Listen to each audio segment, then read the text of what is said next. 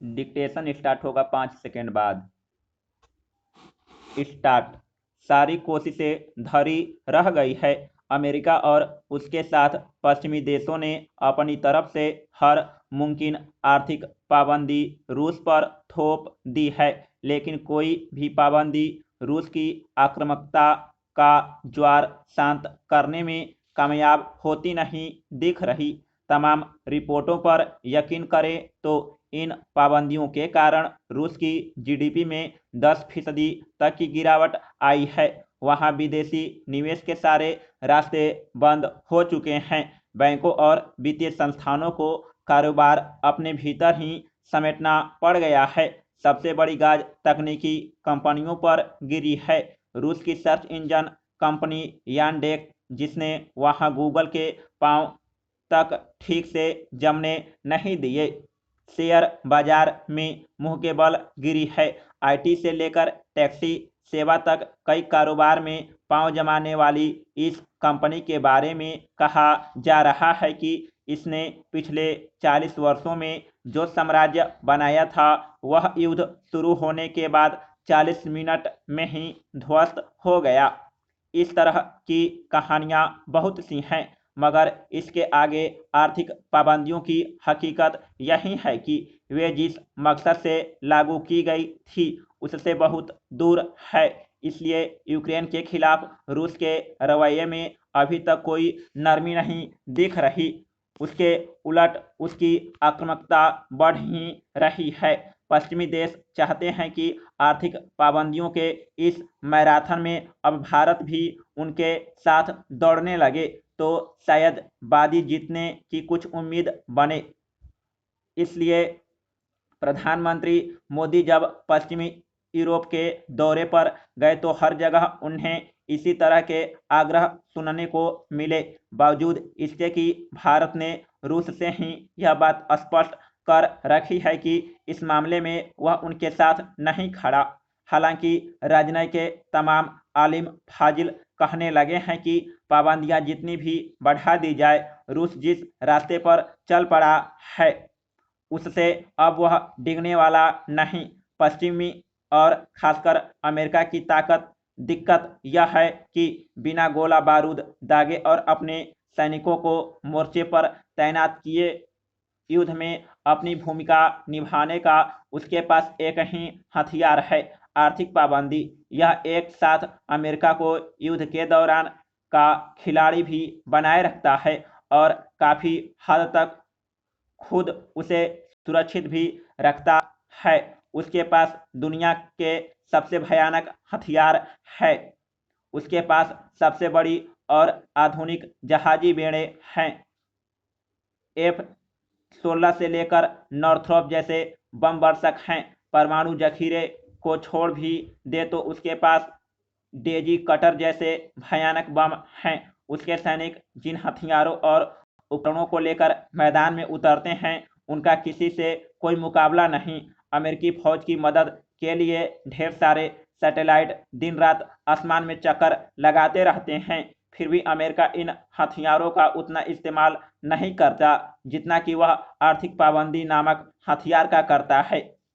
पहले विश्व युद्ध के दौरान विकसित इस हथियार ने सबसे पहले अपनी जगह अमेरिका की नीतियों में ही बनाई थी। इस नीति की घोषणा करते हुए अमेरिकी राष्ट्रपति वुडरो विल्सन ने 1919 में कहा था कि आर्थिक पाबंदियां युद्ध से ज्यादा असरदार होगी।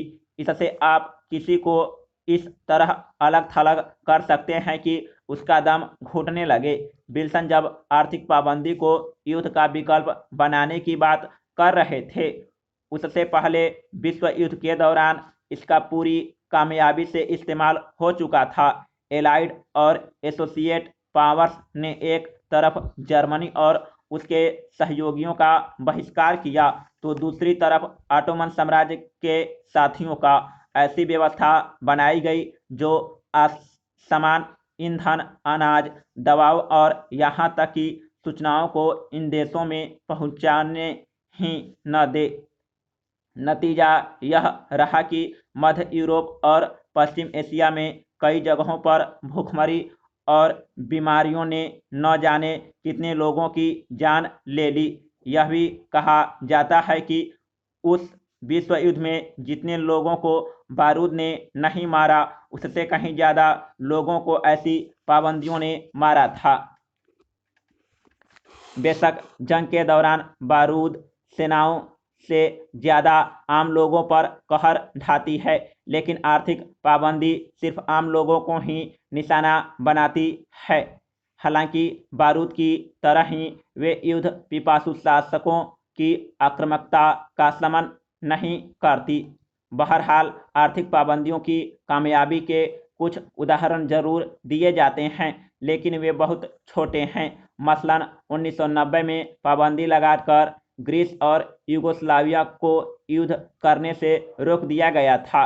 मुमकिन है कि ऐसे एकाध उदाहरण और भी हो, लेकिन आर्थिक पाबंदियों का इतिहास आमतौर पर नाकामियों से भरा है। न तो ये पाबंदियां मुसोलिनी के इटली को रोक सकी और न ही दूसरे विश्व युद्ध के दौरान जापान की हाराकीरी को।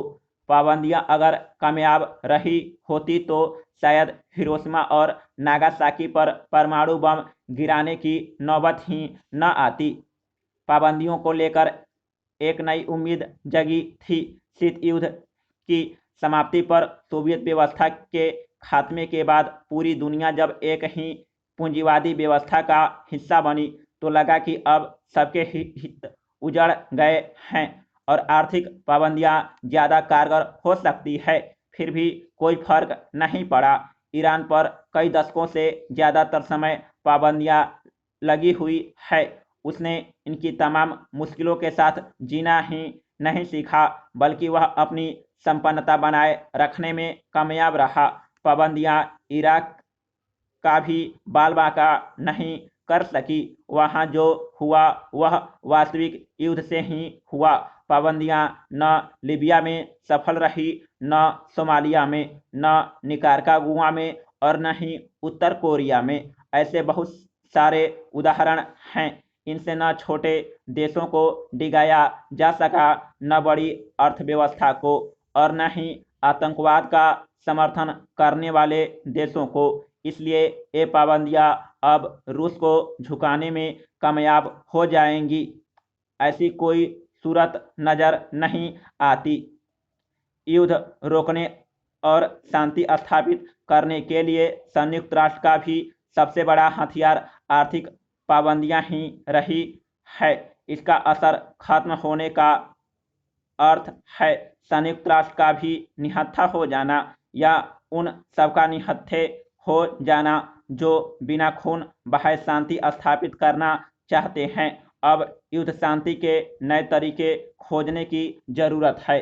समाप्त।